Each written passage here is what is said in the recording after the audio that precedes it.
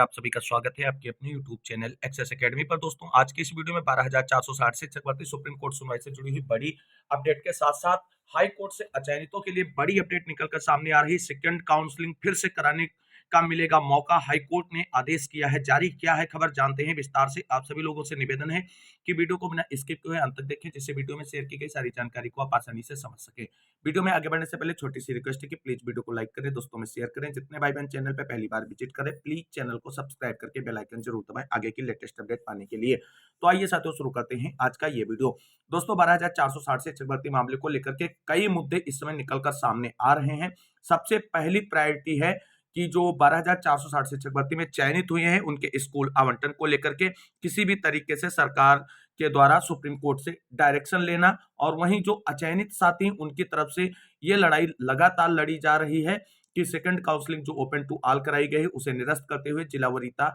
जो है वो लागू की जाए। और इन्हीं सब मुद्दों को लेकर के सुप्रीम कोर्ट में 11 मार्च को महत्वपूर्ण सुनवाई लगी हुई है, और वहां पर आप सभी लोग जानते हैं कई कनेक्टेड याचिकाओं को बेंच के रूप में सुनवाई के लिए रखा गया है। मामला कोर्ट नंबर 10 में सीरियल नंबर 60 पे लिस्टेड है, इसलिए अभ्यर्थी सुनवाई को लेकर के परेशान है। तो हम आप सभी को आश्वस्त कर दें कि मामला 60 नंबर पर लिस्टेड होने के बावजूद भी आप सभी के मामले को टेकअप किया जाएगा और सुनवाई होगी। और आप सभी को बता दें, सरकार की तरफ से काउंटर एफिडेविट जो फाइल करना है सुप्रीम कोर्ट में, वो 11 मार्च को सुबह ही फाइल किया जाएगा, और सरकार के अधिवक्ताओं की तरफ से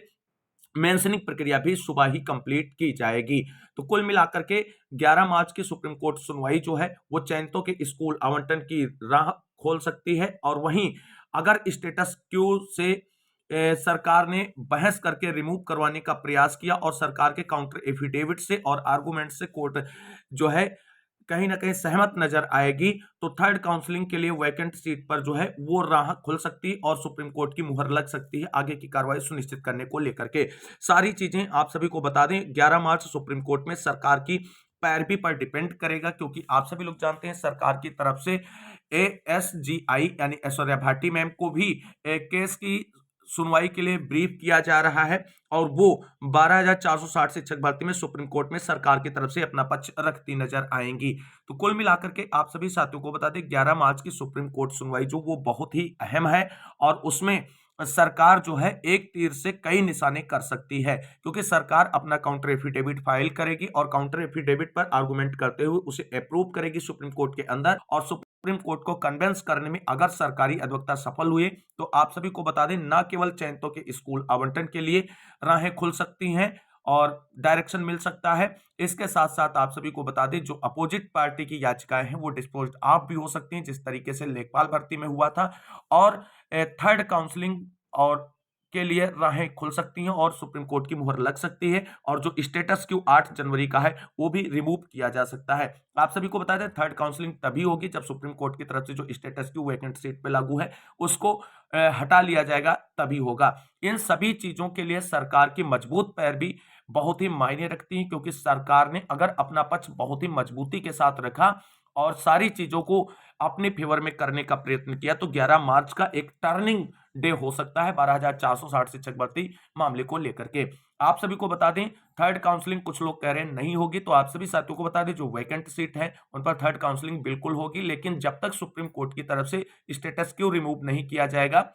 या अगले आदेश पर कोई डायरेक्शन नहीं जारी किया जाएगा वैकेंट सीट के सापेक्ष में, तब तक थर्ड काउंसलिंग के लिए इंतजार ही करना पड़ेगा। तो कुल मिलाकर के 11 मार्च सरकार के लिए एक बेहतरीन मौका है 12,460 शिक्षक भर्ती के मामले का पटाक्षेप करने के लिए, क्योंकि चीजें अब सारी और सारी सरकार पर डिपेंड कर रही हैं। सरकार अपना अगर अधिवक्ता अच्छे से ब्रीफ करके उतारेंगे तो जीत सुनिश्चित है, और स्कूल आवंटन के लिए डायरेक्शन मिलना भी बिल्कुल क्लियर माना जा रहा है। लेकिन आप सभी को बता दें, ये सारी चीजें जो हैं सरकार के प्रेजेंटेशन पर डिपेंड करेंगे, और सरकार किस तरीके से काउंटर एफिडेविट फाइल करती है और किस तरीके से कोर्ट के अंदर अपने पक्ष को रखती है, क्योंकि जो 6470 पद भरे गए हैं वो डीबी के आदेश के अकॉर्डिंग भरे गए हैं, और उसको लेकर के जितनी भी एक्सरसाइज विभाग की तरफ से की गई है, चाहे वो 30 जनवरी वाली हो या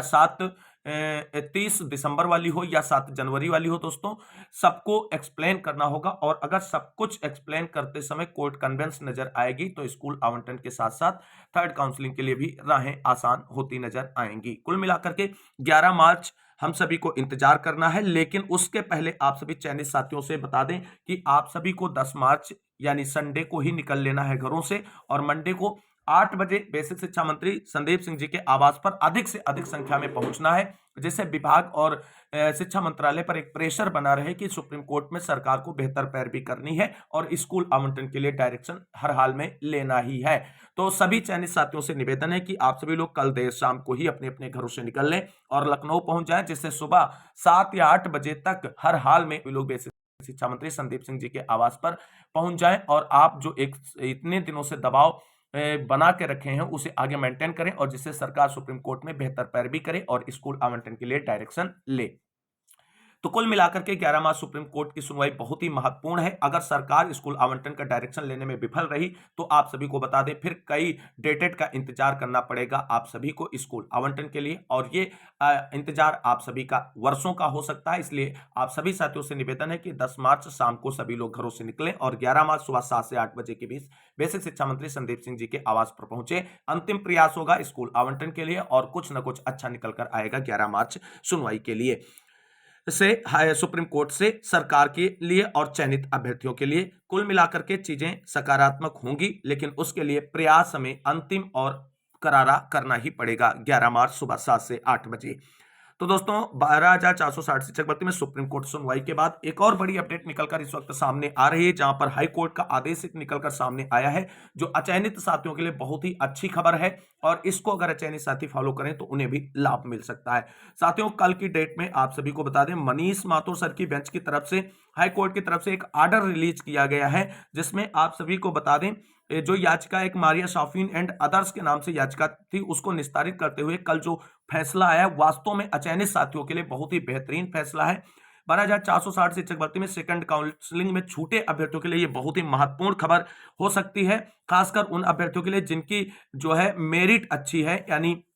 70 के समथिंग मेरिट है, उन सभी अभ्यर्थियों के लिए बहुत अच्छी खबर है, और जिनकी काउंसलिंग छूटी है उनके लिए। तो आप सभी को बता दें कि आप सभी लोग जानते हैं कि 12,460 शिक्षक भर्ती में जो सेकंड काउंसलिंग है वो बहुत जल्दबाजी में कराई गई, और ऐसे में कुछ साथी हमारे ऐसे थे जिनको काउंसलिंग में पार्टिसिपेट करने का मौका नहीं मिला, या तो उनके जनपद में सीटें नहीं थी, या तो वो उस जगह पर काउंसलिंग कराना चाहते थे जहां पर सीटें ज्यादा हैं जिससे उनको मौका मिल सके। लेकिन एक रात का फैसला हुआ केवल और केवल काउंसलिंग कराने का और आदेश के बीच में, इसलिए कोई साथी हमारे जो छूट गए हैं और काउंसलिंग नहीं करा पाए हैं और मेरिट उनकी 69, 70 या 70 के ऊपर है, तो उनके लिए ये बेहतरीन डिसीजन है और नजीर पेश हो सकती है आप सभी के लिए। तो आप सभी को बता दें 12,460 शिक्षक भर्ती में सेकंड काउंसलिंग में पिटिशनर को हाई कोर्ट की तरफ से अलाउ किया गया है और उन्हें फिर से सेकंड काउंसलिंग में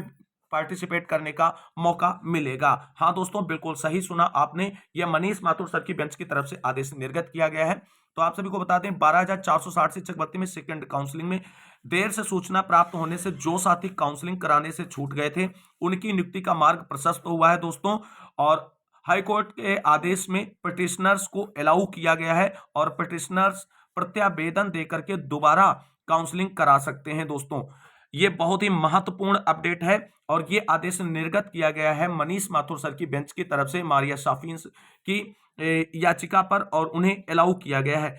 दोस्तों जैसा कि आप सभी लोग जानते हैं मामला अब सुप्रीम कोर्ट में विचाराधीन है, इसलिए सुप्रीम कोर्ट के स्टेटस को का आदेश जब तक है तो इसमें आगे जो भी प्रक्रिया अपनाई जाएगी वो सुप्रीम कोर्ट के आदेश के अधीन रहेगी। यानी आप सभी को बता दें हाई कोर्ट की तरफ से